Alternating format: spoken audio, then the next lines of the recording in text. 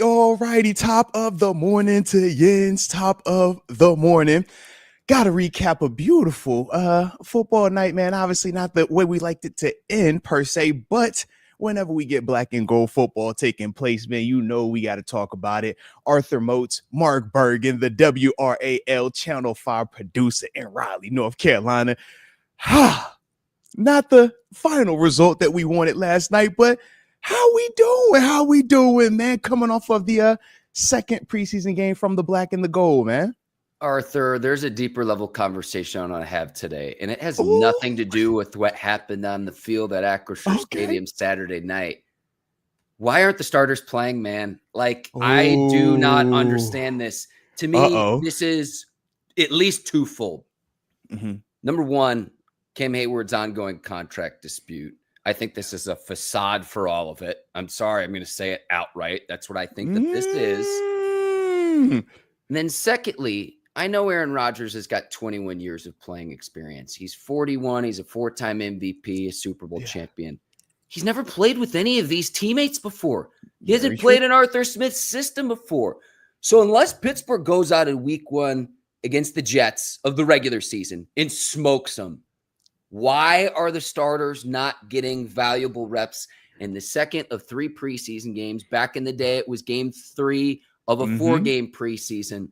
I don't understand why the starters aren't playing. I understand they're veteran players and that they've achieved high levels of success in this league, but there's something about playing together, and we'll get into what happened of the players who did play Saturday night, but that to me is the much bigger takeaway of let's put this to the side of what's going on with Cam Hayward right now. I think something's going to get done between now and the regular season, but to me, it's like what happened on Saturday night. What about the home fans, too? They're excited to see Rodgers play, too, and they didn't get the opportunity to do that.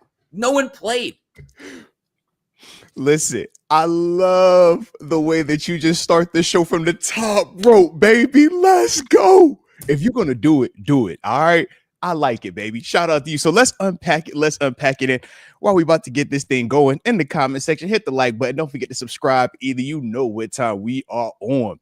But let's start with the first part, man. The Cam Hayward element of it. So you said that you felt like it's a little bit of a facade that's going on right now. I mean, elaborate a little bit more on me, man. Elaborate.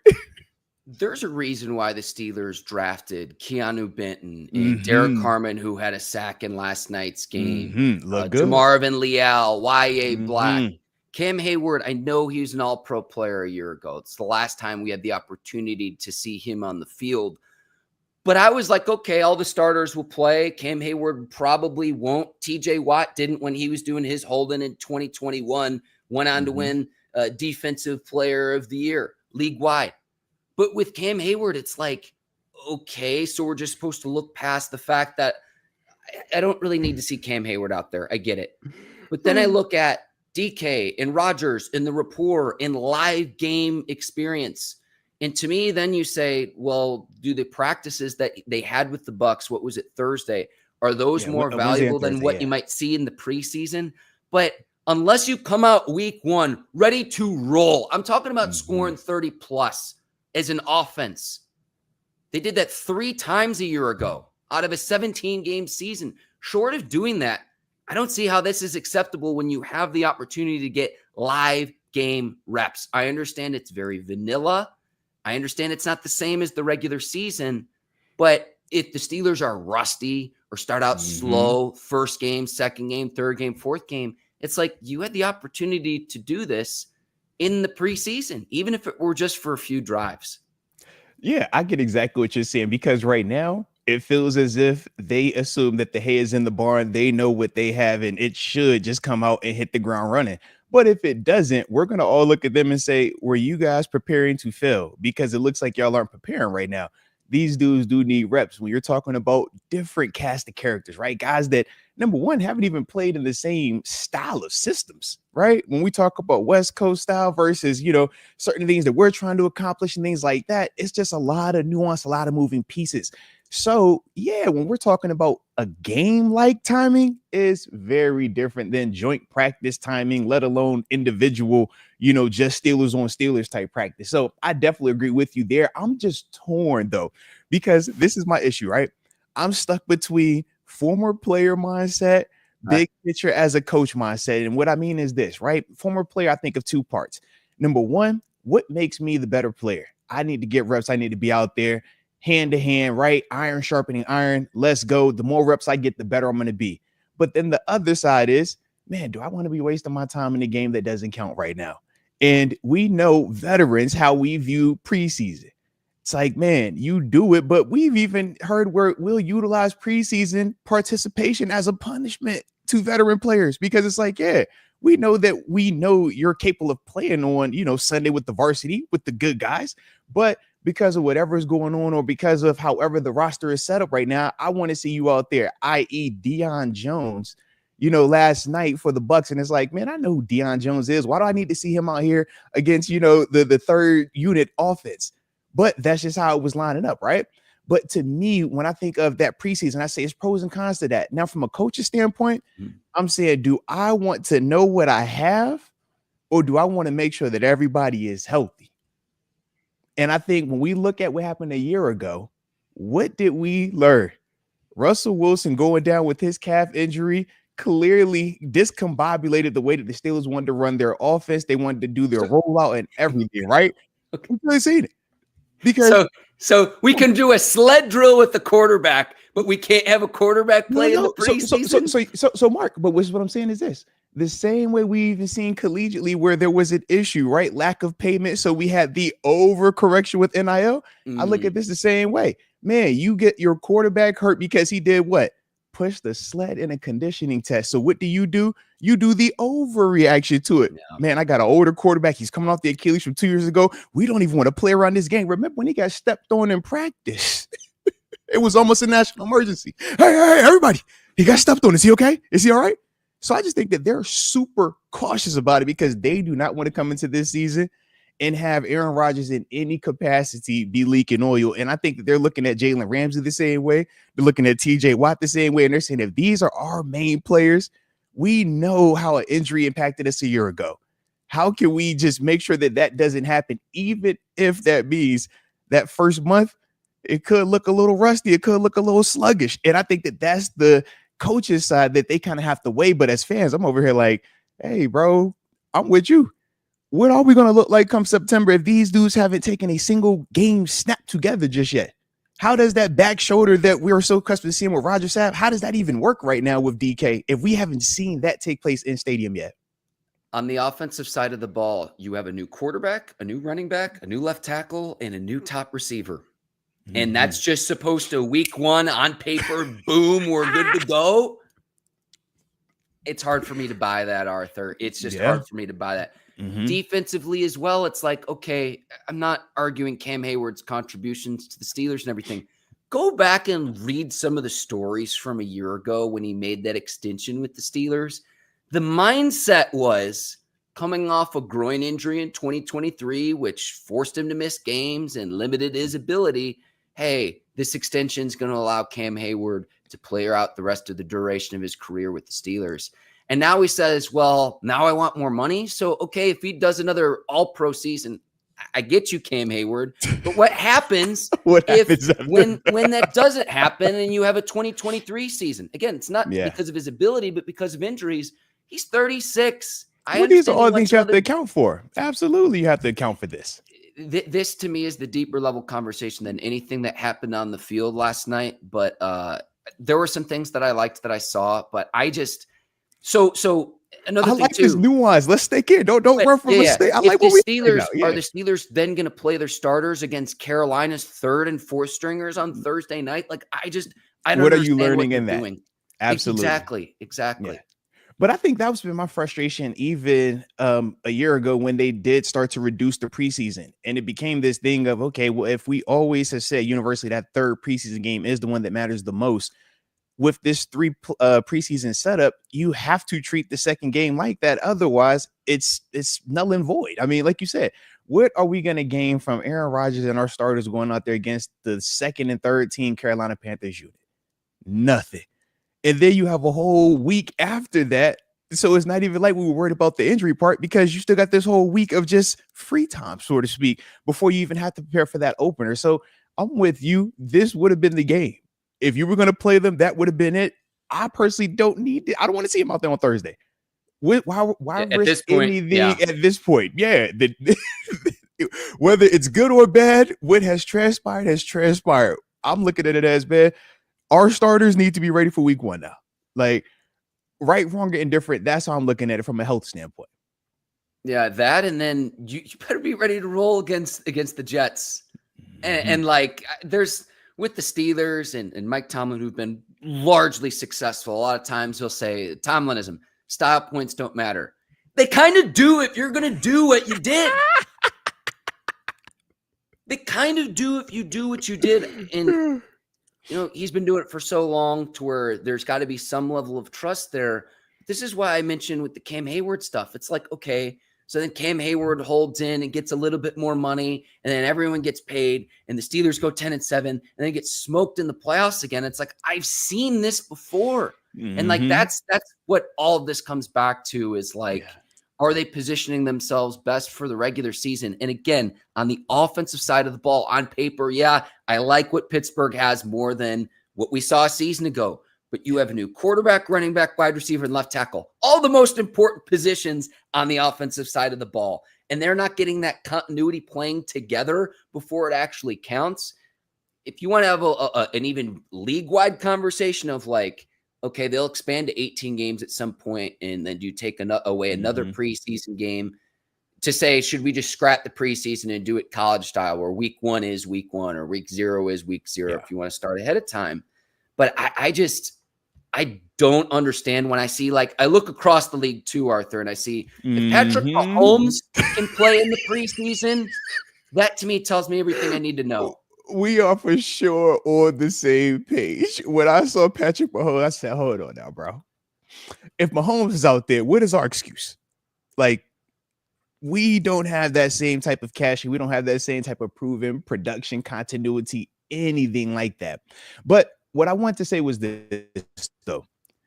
I do know that with Coach Tomlin, he does trust those proven productive veterans. And what I mean is this, Aaron Rodgers, his level of trust for Aaron Rodgers is going to be so much deeper than what we can even understand and imagine. I think we even saw that last year with how he handled Russell Wilson. It was a lot of people, man, those first couple of games with Fields out there playing the way that he did, that were ready to keep it there. And you heard him. His messaging never changed from the time Russ got here. You could tell that's his guy. He just believes in that, right? And I just feel like when he looks at Rodgers, it's a similar feel. And I think he looks at DK in a similar manner. Any of these dudes, specifically the Jalen Ramseys, the TJ Watts, the super vets that he's either shared the stadium in terms of being their coach or having to coach against them, and they have shown up in these big moments, I think he just holds those dudes at a higher level of like reverence. And he's just like, man, I trust what they're going to do. I trust their professionalism. And I think for us, it is crazy because it's like, man, we feel like there is zero control, zero preparation, and it's just too much unknown. But I think from Coach T's standpoint, it's this, I trust these guys. I trust their craft. I trust what has gotten them to this stage.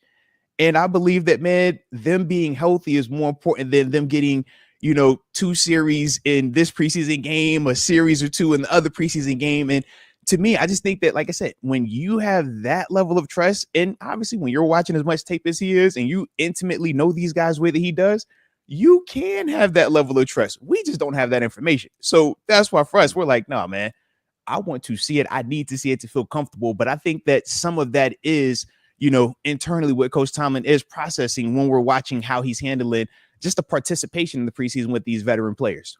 That goes back to, though, about my point where on paper, you like what Pittsburgh has more than the roster from a year ago. Yeah. But until you see that as a collective, I'm using Tomlinisms to describe all this.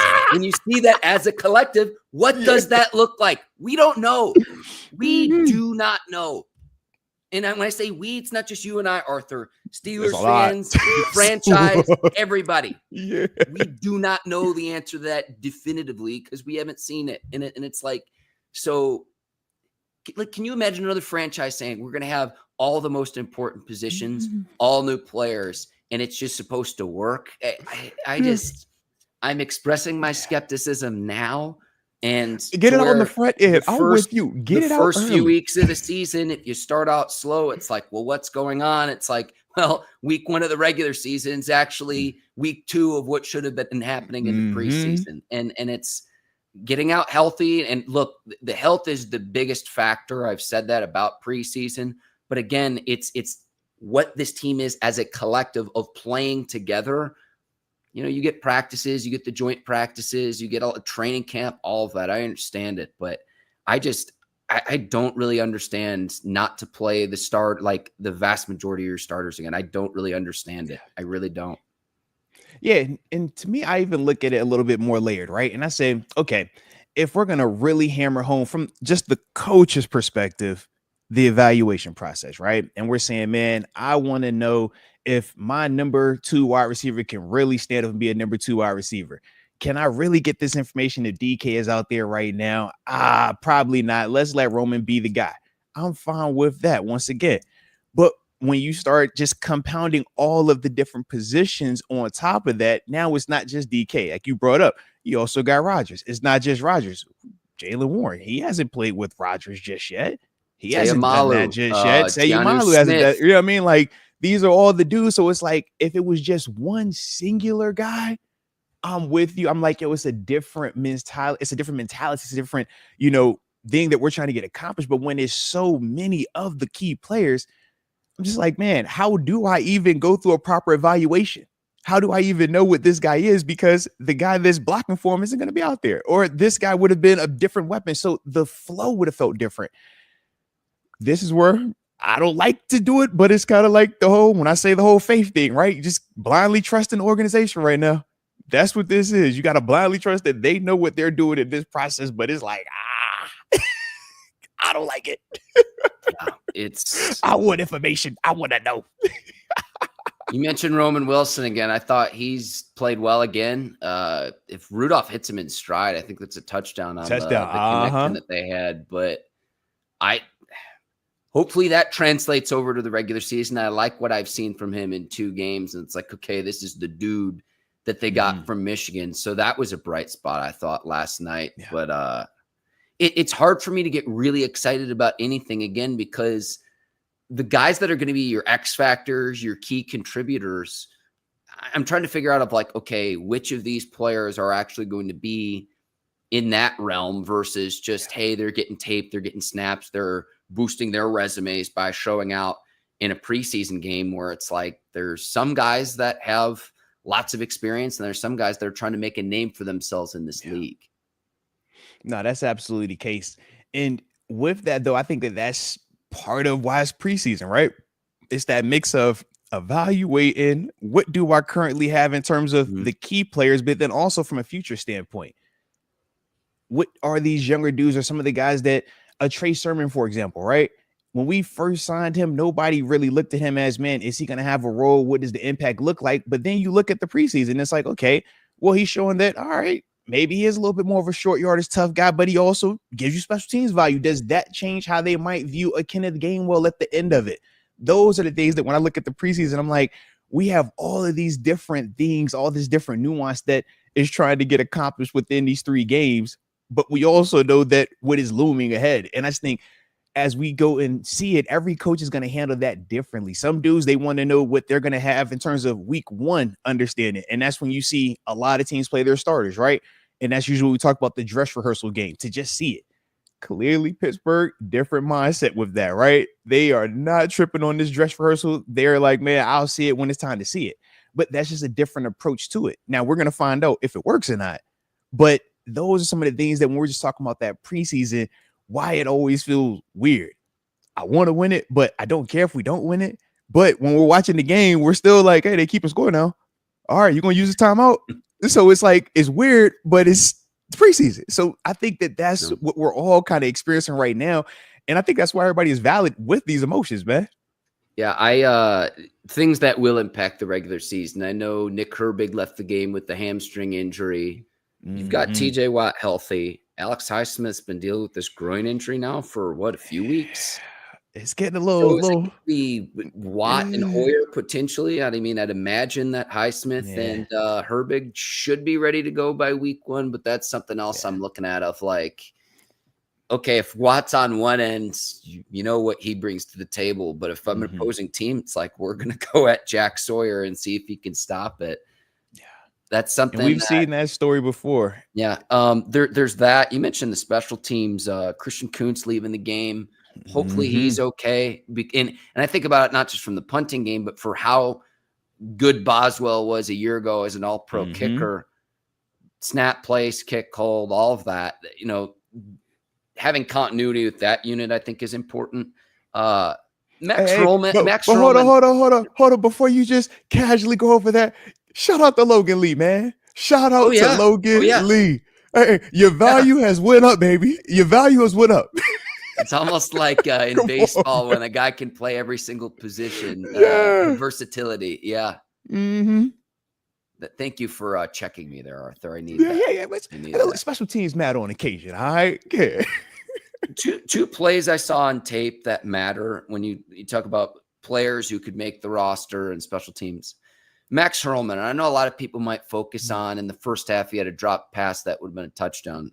I get all of that.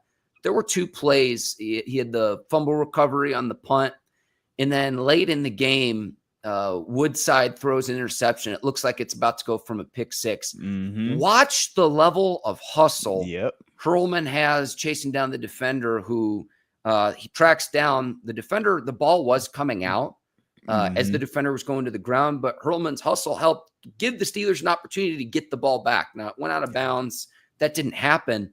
But the level of hustle, like if I'm a coach, that's something I'm putting on tape where it's like, hey, if an interception happens, this is how to go after a defensive player to prevent a touchdown, to try to get best field position.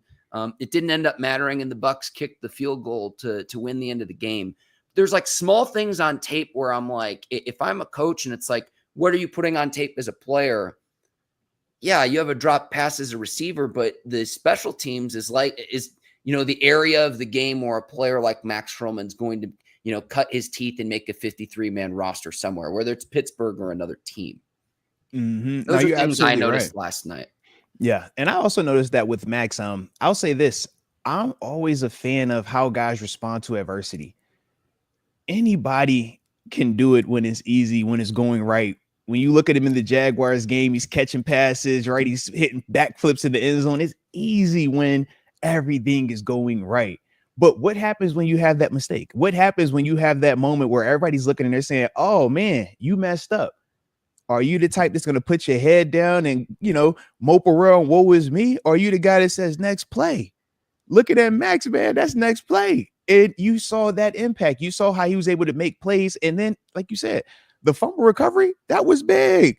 Special teams production for a guy like Max Hurlman, the same way you look at Trey Sermon celebrating after every special teams tackle, Max is the same way because they know that's going to be their way of getting on the NFL roster and maintaining, their NFL life while they work to become starters at their respective positions. But to me, man, Max athletically is what you look for in terms of special teams. The size, the physicality, the speed, but more importantly, didn't want to. Like you said, man, on an interception late in the 4th quarter of a preseason game, everybody would be over here like, hey, man, we get it. Let them run. Let them score. No, I'm talking about getting it. And I would also say, not just Max Hurlman, shout out to Garrett Worth as well, man. Obviously Garrett ends up getting the head injury on the play, like right on top of it. But both of those dudes, you look at them like those are guys that are letting you know it matters to them.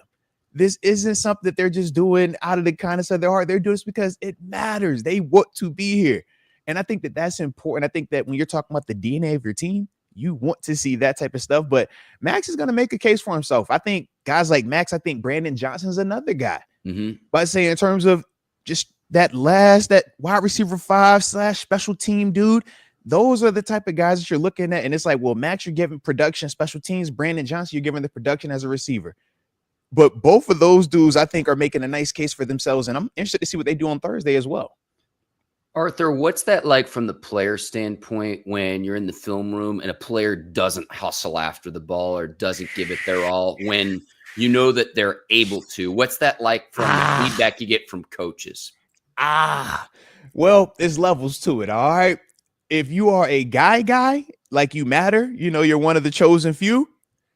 Well, they might look at that and just casually find a way to make sure that camera angle doesn't hit it the same way. And they're going to have that private discussion, right? Okay. If you're a guy. But if you are not one of those where this is just like once in a blue, we've never seen this. Oh, no, man, you're getting killed in there for sure. Because the thing is this, man, when we're talking about does it matter? You don't know. It doesn't matter until it actually does, right? It's all fun and games. Oh, I don't got to chase that, man. It's not going to matter until it does. And that's the one play that you're hunting. And we don't know when it's going to happen. Is it week 1? Is it the preseason? Heck, is it in the postseason? Is it AFC Championship? Maybe it's the Super Bowl. But if you are deciding when you want to have your full-on effort, man, that's unacceptable. And that is the way that it goes, man, in terms of coaching staff is going to get on you because you put it up on the big screen. Because we all got to know. We all have to hold each other accountable. Now, like I said, man, I've been places where, the big name dudes, they kind of get a little pass with that. Luckily here, what I will say is this, with Cam Hayward being, the big name dude for a while here, his effort has always been so top notch that, man, if you don't put it on tape, man, everybody gets to kill you because the guy who does it the most, who does it the hardest, has already had that out there. And I think that that's the cool thing. We look at guys like TJ Watt, and even when Minka Fitzpatrick was here as well, our best players were also our hardest workers and also our, guys that play with the most effort. So it makes it a little bit easier to kind of govern that. But when you play the video, the simple way that we, determine if you loafed or not, if I can look and see a change of speed, that's a loaf. If you're playing full speed, man, I should never see you slow down, then re-accelerate. Nah, you should be going. You should be going every single time because that's what it takes to win. And I think that plays like what you saw last night with Max and with Garrett, I think that those are some of the things that the coaches definitely going to remember 100%. Absolutely. Yeah. I just think about is you try to get closer and closer to the 53-man roster because there's going to be a ton of cuts between now and the start of the regular season. The defensive side of the ball, Juan Thornhill coming downhill again. Come on, man. Shout out to Juan. Man. Like it's I love when a player lays the boom on another player, and we got to see that again on tape. And it's just like, okay, I can see why he's played in this division. And it's like, it excites me, man. Like those are the things where I'm like, okay, this could potentially be a takeaway of someone who could contribute come the regular season.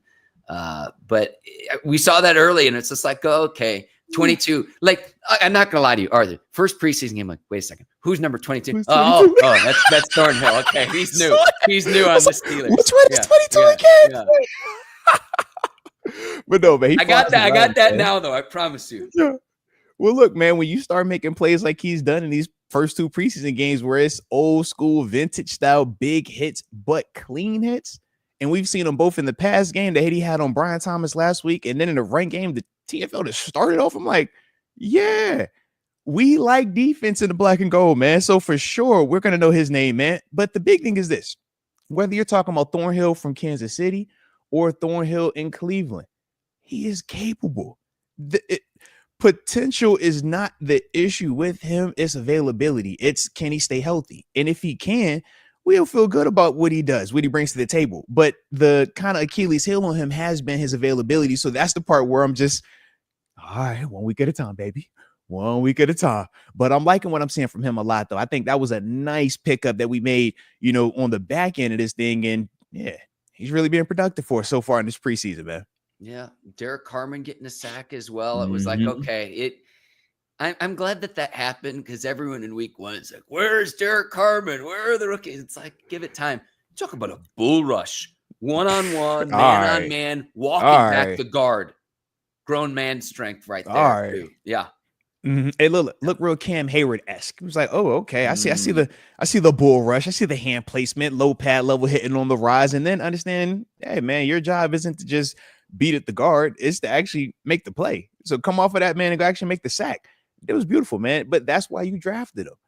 That's why you brought him here. And that's what we're going to be expecting from him on a more consistent basis, man. But it was good to see that type of production from the young guy, man.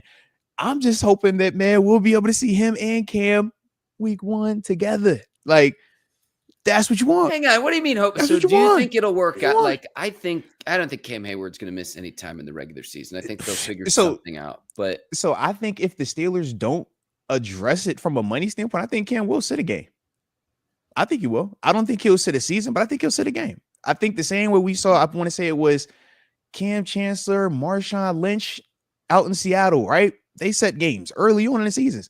It was just 1 to 2, though, just enough to let the organization know that, yo, I really will do this. And then after that, everything got taken care of.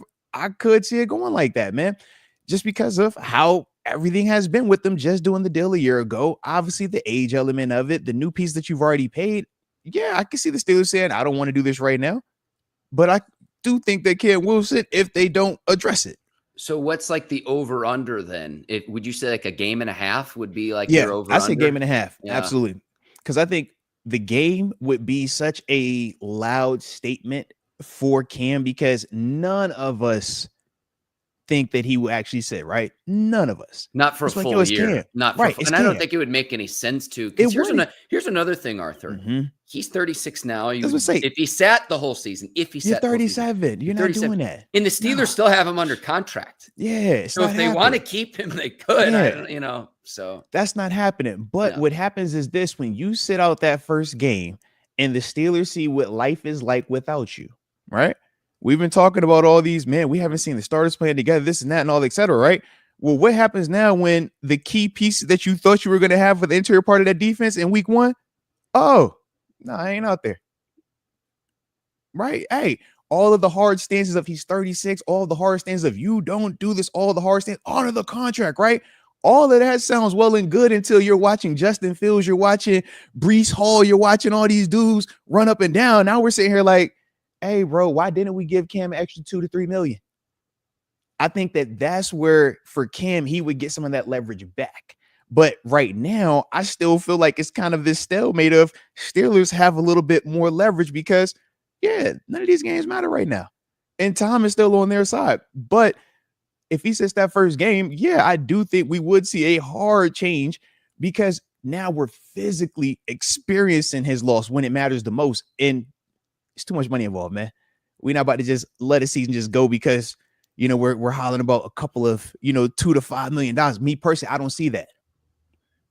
I cannot wait for overreaction Monday following It's week gonna be 1 of the regular beautiful. season. Like Arthur, I'm not one to beautiful, wish my man. life away, but it's either going to be like, oh, Yes, Steelers yes, Super Bowl, all right. let's do it, or it's going to be All right. like, what happened? How did Justin Uh-huh. Fields see this? Did Aaron Rodgers learn anything from being in New York and playing with a lot of the guys they're going up against? I cannot wait for that Monday Yeah. because the overreactions are going to be just it's going to be over the moon. It's going to be so We're over e- the top. We're It's either gonna be great. swearing by all the guys because it's the first time we've seen the guys in 2025 and they all just looked amazing, or we're like, yo, he's washed, he sucks, he's old. What are we doing here? Like, of course, but that's why you do it. That's why we love it, and that's what keeps us coming back week after week after week, man. What else stuck out on Saturday night? I'm going through my notes here to see if I missed anything else, but those were the big takeaways that I had. Yeah. We saw Logan I'll say this- Woodside some more. I don't think he looked great. I didn't understand why he threw short on a 4th down conversion into the flat, but sorry, go ahead, Arthur. I'm with you. I didn't even want to get there. I was just kind of like, yeah, at that stage of it, like, yo, y'all just fighting the good fight, man. Stay healthy, guys. What were you going to say? I'm sorry. But no, what I wanted to say, though, when you were asking me, man, about anything else that stood out, another week where Broderick Jones at left tackle look good. I just want to point that out, man. All right. I'm looking at small victories with Broderick, man, because we've seen a lot of non-successful in-stadium moments from him, right? A lot of non-savory stuff, but it was exclusively at right tackle. So for me, each and every time I'm seeing him in stadium game situations, specifically pass blocking situations, I want to see, man, just look good. Look like you belong, man. Look like you're not a turnstile. Look like you're not the person that, had us all super nervous about if you were going to be a draft bust or not based on the production that we have seen from those first 2 seasons. So to me, man, I looked at it and said, man, another game in stadium at left tackle where it was quiet. He was not a part of any negative. And I like that right there, man. So I would say, like I said, I want to acknowledge that for him, man. There was a thing I wanted to see, and that was Caleb Johnson, 11 carries, 50 yards, where he was bottled up a little bit against Jacksonville. And I thought he got into the mix and a good amount of carries, like get him some snaps, gets him some touches. But at some point this coming season, I think Pittsburgh's going to need to rely on him. I don't know when that will be, but I at least felt like he showed enough to where it was like, okay, this is why the Steelers made a 3rd-round pick investment in him.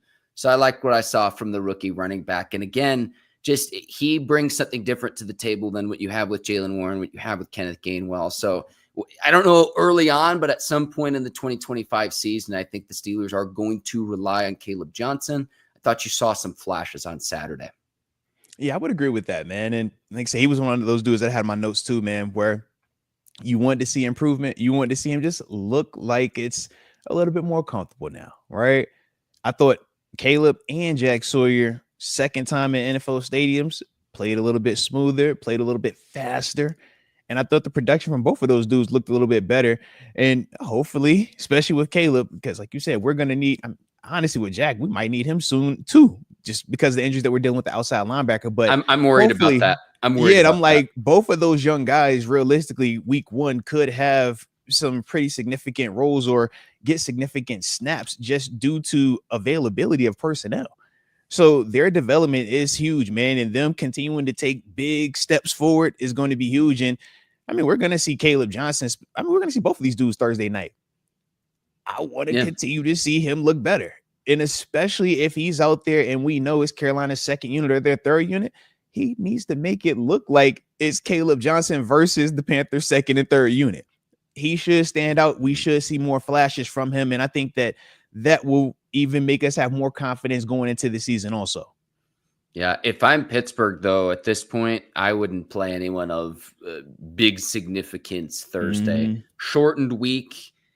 And again, I'm not sure what you're really going to learn if Carolina is going to even play its starters. That was another thing is Tampa was playing many of its starters, not all of them, but many of them. So it's like you get good, man on man or the varsity versus the varsity, however you want to phrase that. But so yeah, man. Yeah. What you have left, man? What you got left on this game, man? Let me see here. All right, I'll go here because I talked a little bit about Logan Woodside. I don't think there's going to be enough time for us to see Will Howard, but man, I wish we could see him. Like, it was like, I get it, Logan Woodside trying to get some tape, stay in the league. I don't think it'll be in Pittsburgh. I understand all of that. But I go back to, I mentioned it briefly, down distance situation, just understanding it's 4th down in football. Why are you throwing short of the sticks? Like, it's bad enough to do that on 3rd down. It's bad enough to do that on 3rd down. It drives me nuts. There are many quarterbacks in the league who, I'm going to pad my stats and it's 3rd and 12 and I can get a 7-yard completion and my stat line looks better at the end of the game instead of actually taking a chance and actually trying to work your way and claw your way back and win a game. That really bothered me. And it's like, I wish we could see Howard. I know Mike Tomlin had left the door open of like, oh, maybe we'll see Will Howard. I would be very surprised if it happens Thursday. That's okay. Hopefully he can continue to learn. But you look at a Logan Woodside. You look at Skylar Thompson, who I thought's made the most of his opportunity through 2 preseason games. You just have limited reps compared to what the 1s and the 2s will get. The 3s, maybe barely, if any, let alone if you're beyond 3rd in the depth chart. So it's like, I was looking at that last night. I was like, man, so we're going to have to wait a year to see Will Howard in a game situation, unless the Steelers find themselves in a scenario where the season just is totally lost. Or hey, it's Sunday. We won't talk like that on Sundays like that. Don't talk like that. Don't talk like that. Thank you. Yeah. But we're going to have to wait. Okay. So the point being, you're going to have to wait to see a year to see Will Howard on an NFL field. That's real. It's unfortunate, but it's how it goes sometimes, man. And I think, like I said, the thing that when the injury first happened and we knew Will more than likely wouldn't play in the preseason, the two things we said were you got to dominate the meetings from a mental standpoint, letting the coaching staff know you know what you're talking about. And when the season starts and you're getting practice reps, right? Practice squad, however many reps they actually allow you to have, man, you have to look good. Make sure that you're constantly improving, because otherwise, what is going to deter the organization from looking outside a year from now when we're talking about, is it the draft or is it free agency, when we're looking at the quarterback position? Will Howard all throughout this year is going to get an opportunity to maybe kind of quell some of that anxiety that the organization might be having with that position. Did the stadium feel empty to you last night? I mean, it had a little bit of that vibe to it, but I will say when I saw Renegade, look like everybody was hype again, so I don't know. Yeah. But it's preseason, it's preseason. When they got the turnover and then they got the fourth down stop. It was just like, yeah. I don't know if everybody had came down at that stage of it and they just showed like one section, but I was like, yo, it felt game-ish. Yeah, it was like, all right. Yeah. I've always said putting on the black and gold, like if you're a receiver, it's like putting on the Superman cape. When Renegade comes on, it's like whatever the opposite of kryptonite is. Your superpowers just turn tenfold. It's like Renegade comes on and something good happens for the Pittsburgh Steelers. Absolutely, man. And like I said, that's why we love it.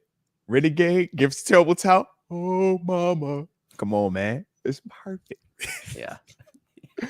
No, it's funny. They even said that during the broadcast. I think it was the turnover. They're like, oh, right after Renegade. And I'm like, we're back, baby. We're back. Drop Renegade. Something good is going to happen. We back on the hook. All right. Renegade's credit is back up. Let's get it. Is that a real thing as a player? Like, do you, is there another level of energy where it's like, all right, let's get it? Yeah, absolutely. Especially at that junction of the game, whenever they tap into that at that stage, yeah, you're looking for that little joy, that little boost of energy, just that little, let me get some momentum. And it works both ways. When you're the opponent, you hear that song, man, most teams are prepping for it because it's such a thing league-wide now that you know.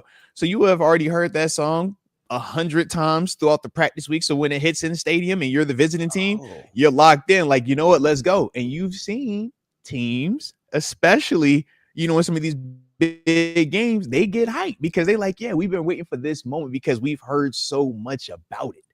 But then the flip side, you look at the black and gold. Man, that song drop. Everybody's doing two things, bouncing up and down, and everybody looking at the state at the jumbotron, trying to see if you actually made it from a big hit. Right? Did one of my plays make the jumbotron for Renegade? Because if I'm on it, then I gotta go add to it now because I'm gonna go knock somebody out for sure now, man.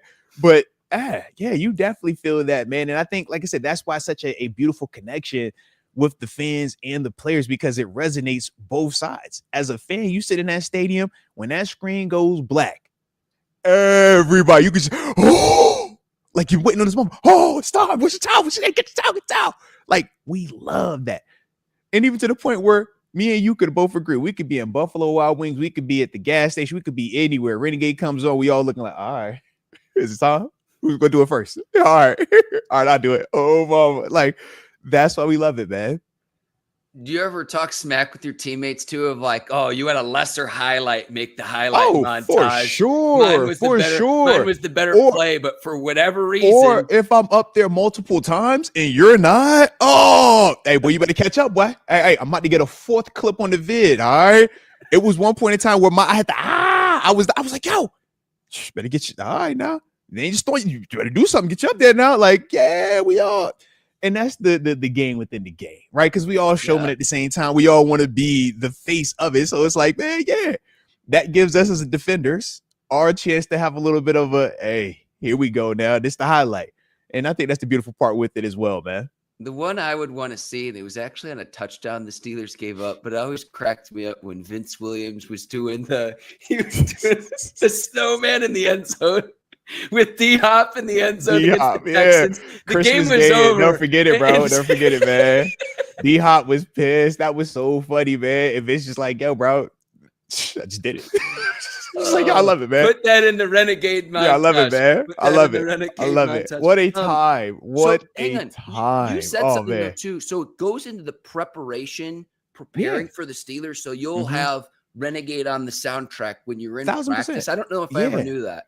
Yeah, not in the black and gold. When you're the visiting team, absolutely, man. I remember like it was yesterday, 2013 season up in Buffalo. We're getting ready to play the Steelers. And at that time, man, Doug Marrone, Mike Patton was the DC. They had already knew about this Renegade. Hey, they would always say they have this song they play.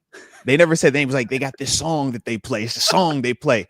And we like, man, you know me, I'm a young kid. I'm like, man, this gotta be some like hardcore rap song, stuff like that. And they're like, nah, it's this song they're gonna play. We're like, bro, what? And they played it the first time in practice. And we're like, bro, what the heck? This is trash. Like, I don't want to hear this. And then they literally would play it for like the whole practice.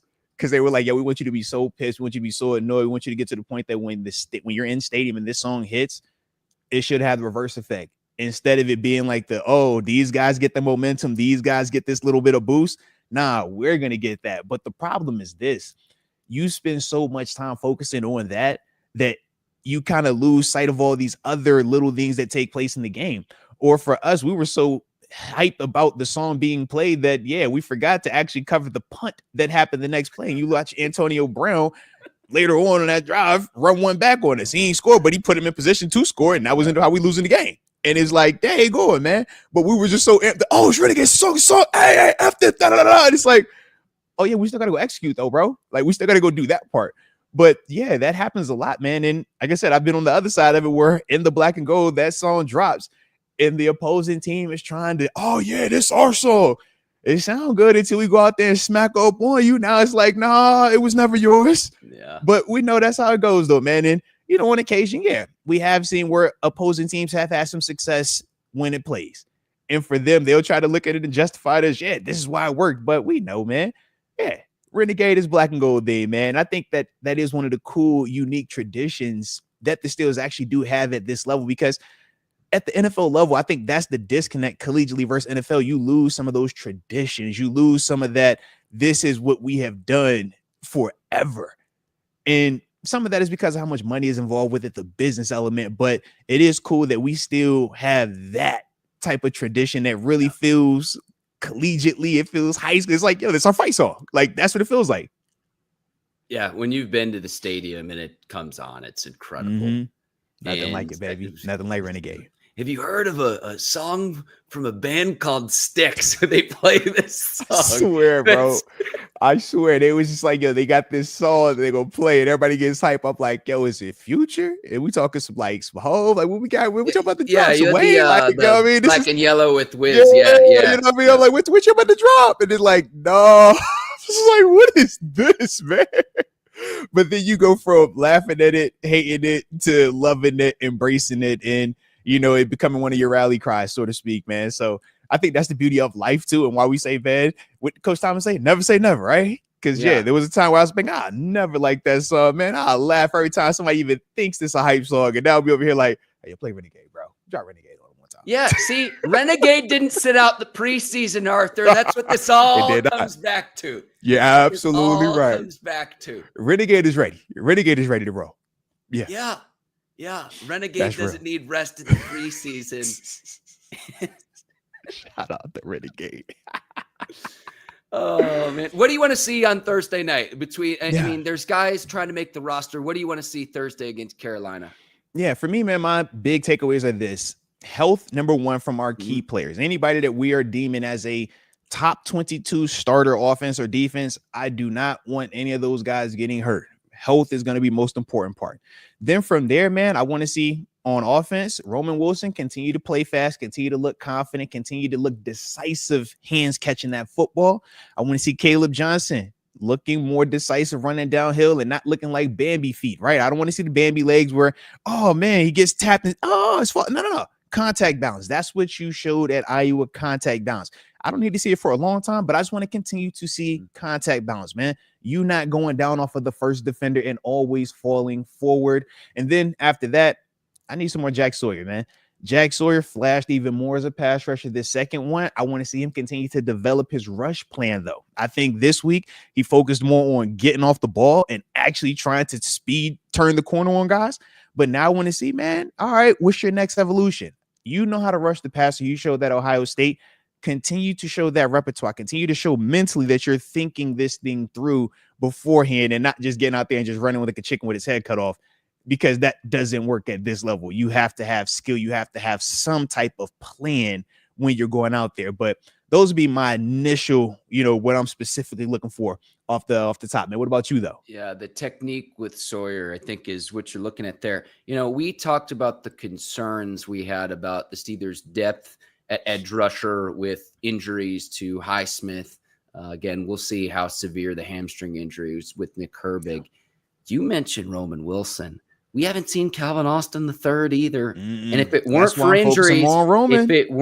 injuries, I think he's the type of player who would be playing in the preseason. So I don't know how severe, what his injury even is. The Steelers been a little bit coy about that. So they said abdominal at some point, but never clarified what that specifically, like, what are we saying with the abdominal? Because there's a lot that goes on in that area. So what, if any, impacts does that have on the regular season? And with Roman Wilson's continued development, keep doing what he's done in the 2 previous preseason games. And if that translates over into the regular season, I can forgive what was virtually zero contribution as a rookie, again, due to injuries. But that was something where it was like, that was a big concern that I had going into this year. Was that a wasted draft pick? Through the first 2 preseason games, he's looked good. Continue that. And especially because he might be a player that the Steelers rely upon more. DK's obviously your number 1. You've got a ton of tight ends. But when you bracket DK, when you take that element of the game away, when you take away the tight ends, who else is out there to help, complement that? Who can consistently win one-on-ones? And we've seen Roman Wilson do that. You just said it right there. Consistently win one-on-ones. I was going to even say who can consistently create separation. I look at Roman Wilson and Scotty Miller. Those have been the 2 this preseason that have done it in terms of visually create separation. Brandon Johnson is winning via jump ball, via combat catch, via take it up top, but that is more DK Metcalf-esque. We're talking specifically, who is your route runner? Who is the guy that when you can't just do the throw it up jump ball, they got the safety over there? Who's the guy that's winning in a quick manner that the quarterback can feel confident in? That's where Roman, that's where Scotty Miller have kind of separated themselves from the pack. And Calvin Austin, to me, was the guy that I was looking at to be maybe the front runner there. But due to him not being available right now, he hasn't even had a chance to kind of show that he is even taking another step from what we've already seen from him right now. But Roman Wilson, man, that's a guy we're going to be seeing early. I think we're going to see him early and often. I like what I've seen from him in 2 preseason games. So I hope he can be a key contributor, because as a year ago, it was like, wait a second, this guy's a national champ. Where's that 4.39 speed? Well, you've seen that on display through the first 2 preseason games this year. Absolutely, man. Absolutely. So it's gonna be a good one, baby. It's gonna be fun. It's going to be fun. We get to chop it up again on Friday morning after the game too, Arthur. So it's like maybe we'll have a little bit more clarity with what all this means for week 1. I always say this too. Looks like the real thing. Seems like the real thing. Maybe it smells like the real thing.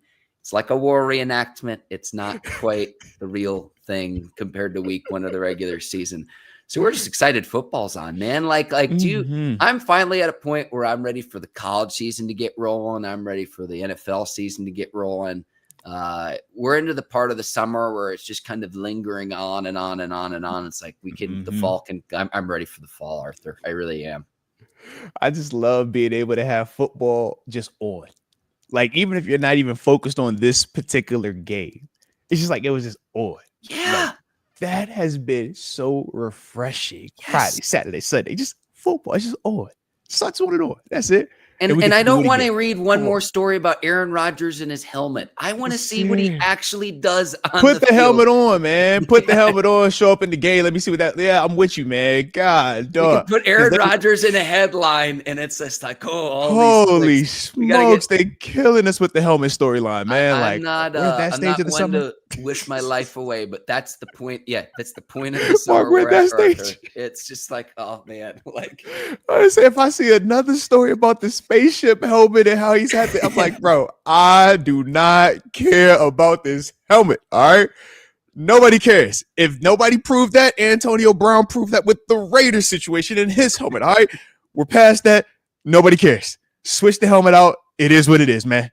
Stop. I don't want to see it. I'm with you. No more headlines about the helmet, man. God, dog, man. God, that's dog. Where we're at. That's where we are in life right now. That's real life, man. That's real.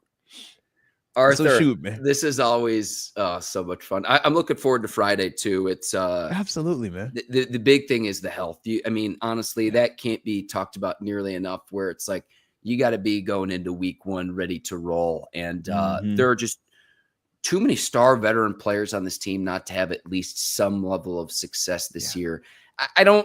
I'm not a subscriber of that the Steelers are all in for the 2025 season, given that they haven't mortgaged their future at all. But this is a big season.